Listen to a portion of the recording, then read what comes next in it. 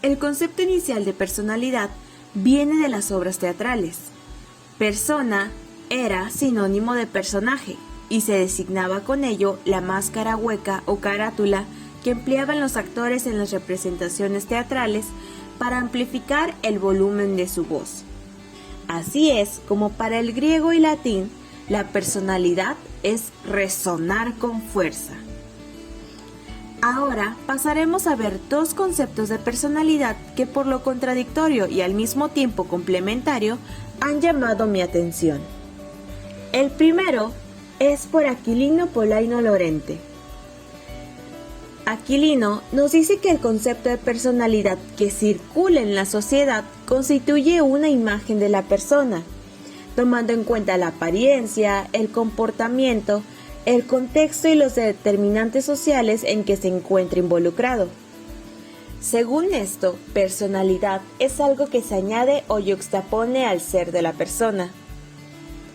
Aquí, la personalidad no sería otra cosa que el icono de la persona representada frente a los demás. La personalidad depende tanto de la persona como de su propio origen. El pedagogo, filósofo, sociólogo, investigador y escritor francés Jean-Claude Philaux nos dice que todo el mundo tiene una personalidad. Definir la personalidad no ha sido fácil para los investigadores, y Jean Philaux se ha encargado de decirnos a qué no se refiere personalidad. Por ejemplo, cuando decimos tiene una personalidad fuerte, nos referimos en realidad a la influencia que ejerce un individuo sobre otro. Personalidad tampoco significa la apariencia que uno da. En realidad, el conjunto de disponibilidades, cualidades y características personales que permiten a una persona ser reconocida como quien es solo un aspecto de la personalidad total, no la personalidad en sí. Toda nuestra vida nos dedicamos a ser actores de nosotros mismos. Desde mi punto de vista, cada persona nace con una personalidad semidefinida, es decir, hace referencia a ciertas características propias que con el tiempo y la influencia de diferentes factores se irá estructurando y modificando. Las habilidades de un individuo y su integración a los diferentes grupos sociales dependerán de la personalidad que desarrolle, y ésta permanecerá en el tiempo y de acuerdo a distintas situaciones. Lo fundamental al definir la personalidad es que es una característica individual, y es lo que hace que las personas seamos tan diferentes. Ahora pasemos a ver las características de la personalidad. La personalidad se configura por dos componentes o factores, el temperamento y el carácter. Iniciando por el temperamento, todos los seres humanos poseemos una herencia genética, características que heredamos de nuestros padres. Igual que como heredamos el color de ojos o el tono de piel, el temperamento también puede ser heredado.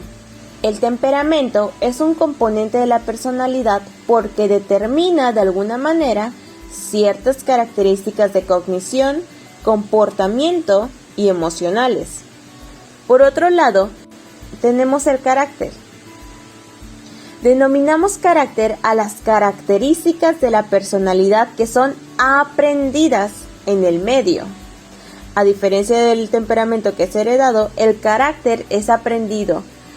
Por ejemplo, los sentimientos son innatos, nacemos con ellos, pero la manera en cómo los expresamos forma parte de nuestro carácter.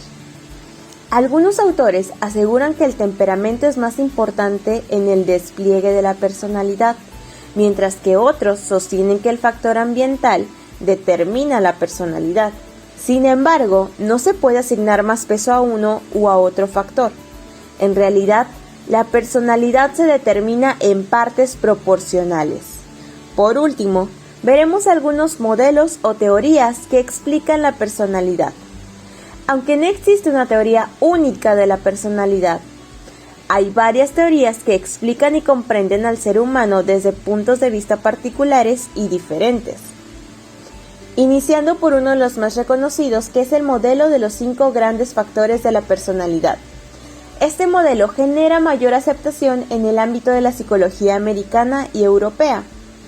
El modelo de la personalidad en 5 factores engloba características extensas y cada una de estas engloba características más específicas.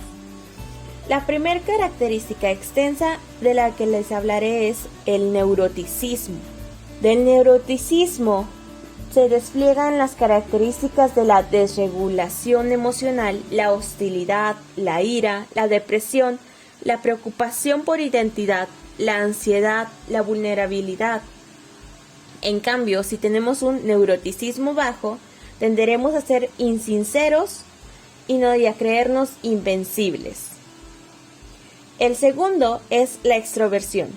Si contamos con una extroversión alta, seremos temerarios, buscaremos sensaciones, seremos intensos en el apego.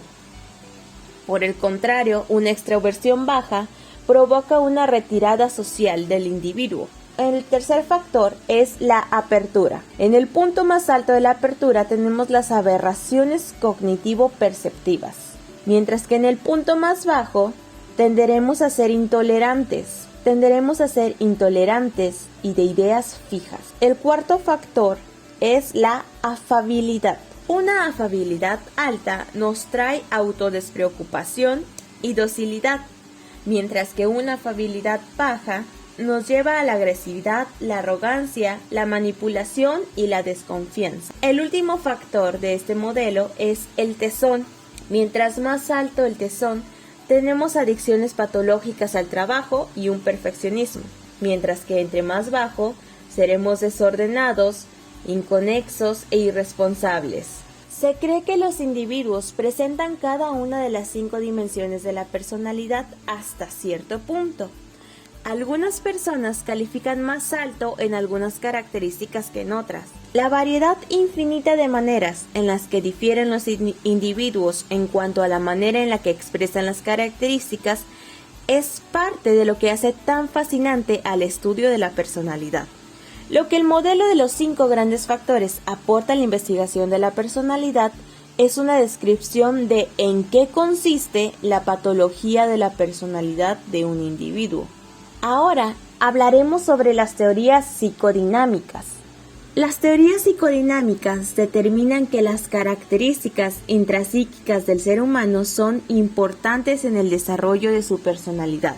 Y dentro de estas teorías encontramos autores como Freud y Carl Jung, Erich Fromm y Erikson. Estos 3 últimos partieron fundamentalmente de la propuesta psicoanalítica de Freud, pero modificaron algunos aspectos teóricos. Hablaremos a grandes rasgos de la teoría que representa cada autor. Freud, todos lo conocemos como el padre del psicoanálisis, un método que tiene como objetivo el tratamiento de enfermedades mentales. El psicoanálisis freudiano es una teoría que intenta explicar el comportamiento de los seres humanos y se basa en el análisis de los conflictos sexuales inconscientes que se originan en la niñez. El psicoanálisis es una teoría desde la que se consideró que la historia del individuo, sobre todo en los primeros años, es esencial para comprender el funcionamiento adulto. En el grupo de partidarios de Freud había un psiquiatra suizo llamado Carl Jung, quien tenía formación médica y se interesó por los métodos y teorías concernientes al psicoanálisis que se habían desplegado a finales del siglo XX.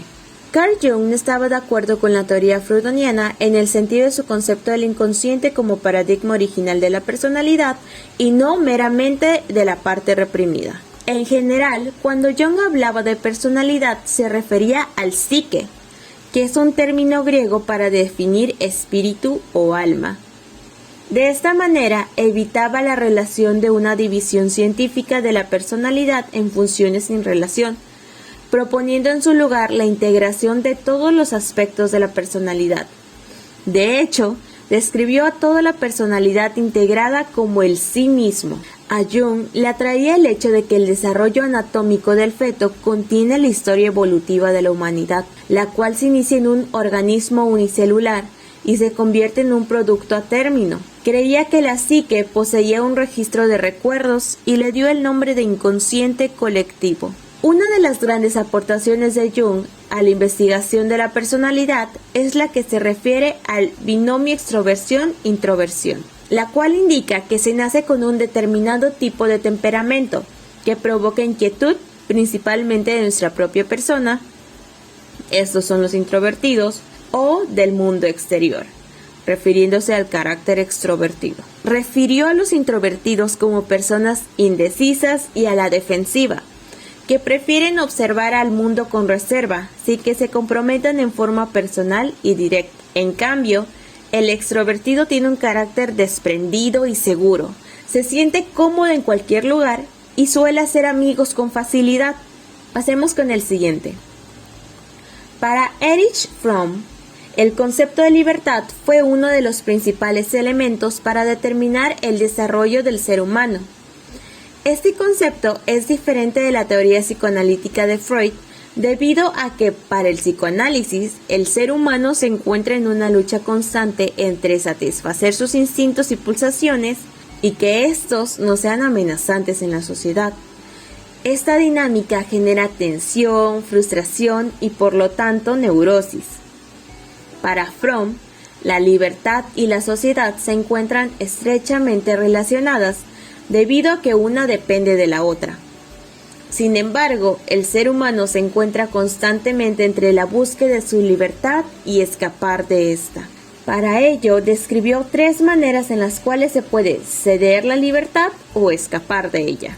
La primera es el autoritarismo, que es la forma en la cual una persona ejerce poder sobre otra. La segunda es la destructividad. Las acciones y los pensamientos de los seres humanos pueden llegar a ser destructivos tanto para sí mismos como para otros seres humanos y el medio en el que se encuentran. Y por último, Fromm tiene la conformidad, que se refiere a permitir que otros elijan, en lugar de asumir el propio rumbo rechazando o cediendo la libertad. En este sentido, para Fromm, la libertad es una cualidad que todos los seres humanos poseen. Sin embargo, es amenazante para algunos asumir esta cualidad. Es por ello que cada quien decide asumir su libertad, rechazarla o cederla. La manera en cómo se elige depende de las características que cada individuo posea y el medio social en el cual se desarrolló. Existe otro factor en la teoría de Fromm que determina la personalidad de cada individuo. Para Fromm, el ser humano puede ser bueno o malo, dependiendo de la familia en la cual se desarrolló y la manera en cómo debe elegir, poseer, rechazar o ceder su libertad. Por último, tenemos a Erikson. Erik Erikson fue un psicólogo estadounidense que desarrolló una teoría del desarrollo humano con base en etapas. Estas inician desde el nacimiento del ser humano hasta que muere. A diferencia de algunos teóricos como Sigmund Freud, que exponía etapas que llegan hasta la adolescencia, Erikson plantea etapas de desarrollo continuo.